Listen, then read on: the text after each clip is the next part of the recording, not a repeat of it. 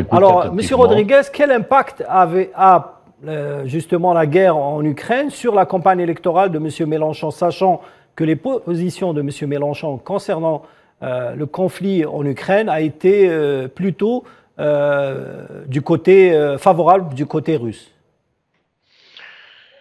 Écoutez, pas seulement. Non. Pas seulement. Bon, oui, pas ça. Je dirais plusieurs choses. Hein. D'abord, les conflits. Internationaux. Ça fait 14 ans que Mélenchon a averti sur la situation en Ukraine. Personne n'a écouté. Et notre position, il a été très claire. Ni les Russes à l'intérieur de l'Ukraine, ni les États-Unis à la frontière avec l'OTAN à l'intérieur de l'Ukraine. Ça fait longtemps qu'on a dit, et aujourd'hui, bien sûr, il a eu quelques intérêts et quelques candidats qui sont cherchés à faire dire que Jean-Luc Mélenchon, il était pro-poutiniste. Nous sommes non alignés, nous disons ni la Russie, ni les États-Unis, ni la Chine. Nous voulons être non alignés, nous voulons reprendre la place de la France à niveau international que Macron, il a complètement vendu à l'atlantisme américain. Sur le plan politique, M. Rodriguez, quel impact a justement ce conflit dans la campagne de l'élection présidentielle en France?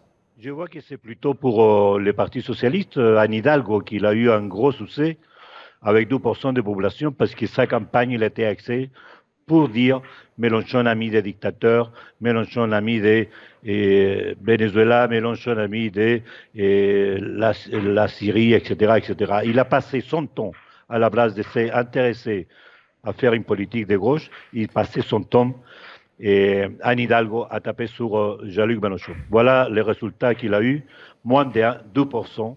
Donc je pense que c'est ça le résultat politique. Justement, avec ce chiffre, est-ce que vous considérez que le Parti socialiste est pratiquement fini? Il est complètement effondré. Effondré? Effondré parce que, regardez, j'ai écouté ici des choses un peu que je ne suis pas tout à fait d'accord. Macron, c'est le président de l'oligarchie, ce n'est pas un mec de centre. Qui a dit ça? Ça, c'est le discours qu'il nous a vendu l'année 2017. Mais comment c'est quoi être des centres, les modems, c'est quoi les modems? Être des centres, c'est misérablement mettre son peuple à souffrir? Est-ce que c'est une politique des centres, ça? 11 millions de personnes en train de passer des nuits, des fins, des chômages, etc. Non, attendez, Macron, c'est un candidat de l'oligarchie, ça, je le soutiens.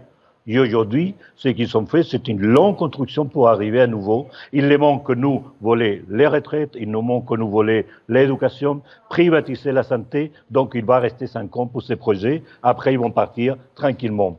Tant qu'il n'aura pas Mélenchon, ces pays, ils veulent le vendre partout. Pas seulement à les Français, mais à qui ils veulent acheter. Ils ont fait ça en Amérique latine, ils ont fait ça partout. Donc, ce sont des vrais rapaces. Et c'est face à ça que ça. Si les rapaces aujourd'hui sont des centres, vous me donnez une bonne information.